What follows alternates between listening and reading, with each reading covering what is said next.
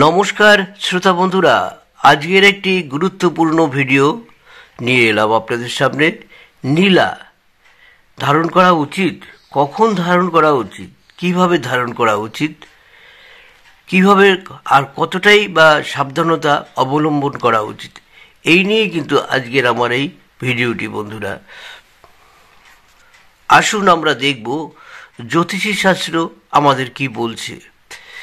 আসুন বন্ধুরা, আর একটা অনুরোধ রাখবো আপনাদের কাছে, ভিডিওটি শুরু করার আগে একটা অনুরোধ করব, কেটে কেটে দেখবেন না বন্ধুরা।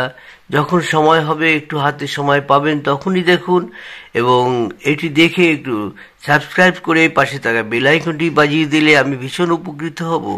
আর সেই সঙ্গে লাইক শেয়ার করে রাখবেন পর আমার ভিডিওগুলো, বিশেষ গুরুত্বপূর্ণ ভিডিওটি।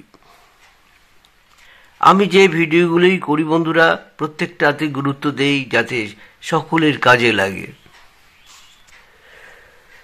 শনি সৌরমণ্ডলের ষষ্ঠ গ্রহ এবং দ্বিতীয় বৃহত্তর গ্রহ।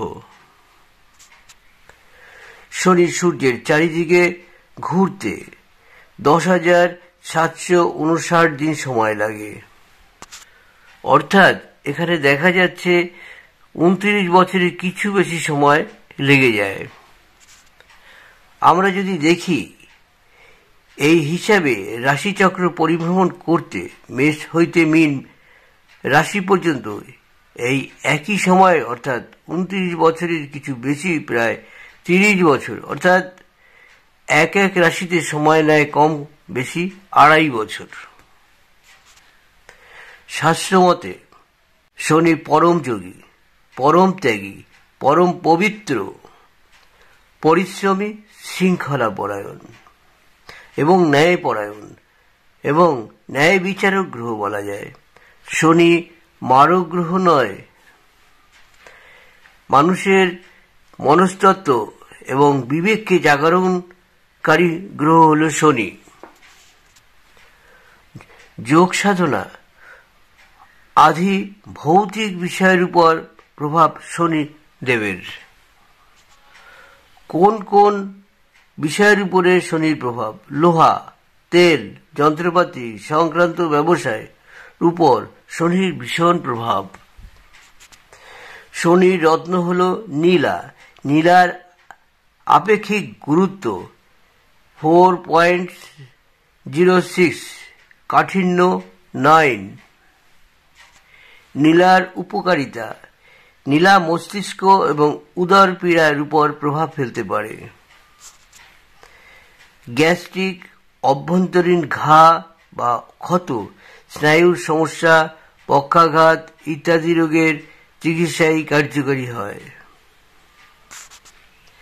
নীলা একাগ্রতা বৃদ্ধি করতে সক্ষম।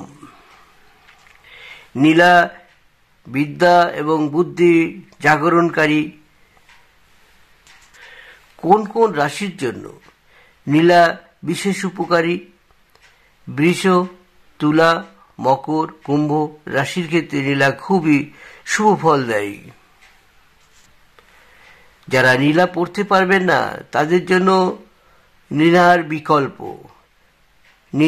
বিকল্প অ্যামিথিস্ট, ফিরোজা ইত্যাদি। নীলার 3 গুণ পরিমাণ ধারণ করা উচিত অ্যামিথিস্ট। নীলার সঙ্গে কোন কোন স্টোন ব্যবহার করা উচিত নয়? নীলার সঙ্গে চুনি, লাল প্রবাল এবং মুক্ত ধারণ করা একেবারেই উচিত নয়। আসুন এবার আমরা দেখে নেব কখন নীলা ধারণ করা উচিত। শনিবার অথবা পুষ্যা উত্তর ভাদ্রপদ নক্ষত্রের সকালে শোধন করে নীলা ধারণ করা উচিত।